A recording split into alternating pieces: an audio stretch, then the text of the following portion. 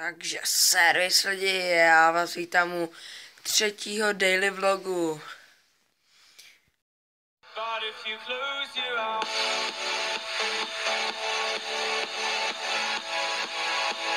Dneska je čtvrtek 27.10.2016.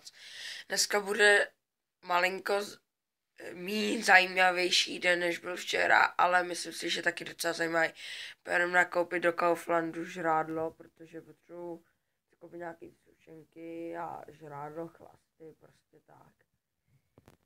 No, takže půjdeme nakoupit, teď se jdu vyčistit zuby, prostě klasika, umej na snídat, pohoda a pak jedem, takže máte se na co těšit. Moc se má, že budeme v autě, zatím servis.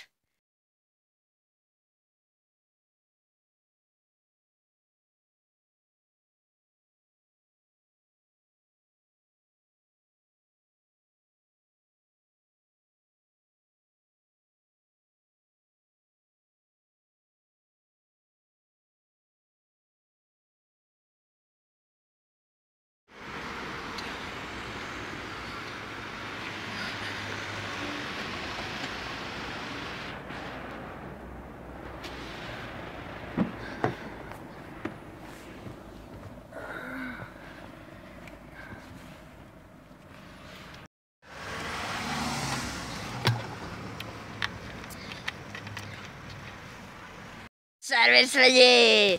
Hejte lidi, teďko jsme přijeli z Ústí, nebo ono už je to tak hoďka, už jsem se nažral, obídek fajně, pohoda domácí. Takže pohoda. A já bych se vám pak ozval, teďko nebude zajímavý den, já jdu potom s kámošem za chvilku ven. Já jsem teďko jako jdu pro něj, takže pohoda. A to půjdeme ven, takže pohoda, takže zatím. Já vám se pak ozval, s ním budu venku, zatím servis. Servis lidi! Takže už jsem tady s kámošem, prostě pohoda, už je večer, že já bych chtěl ukončit ten daily vlog. Doufám, že se vám moje video otvorila líbí, hoďte like, odběr, sdílejte, komentujte, tady je můj kámoš, kurva, kde je? Kde jsi, vole? Tady, servis. No, sdílejte, odebírejte, lajkujte, za všechno jsem rád, mějte se krásně, skládejte básně a servis!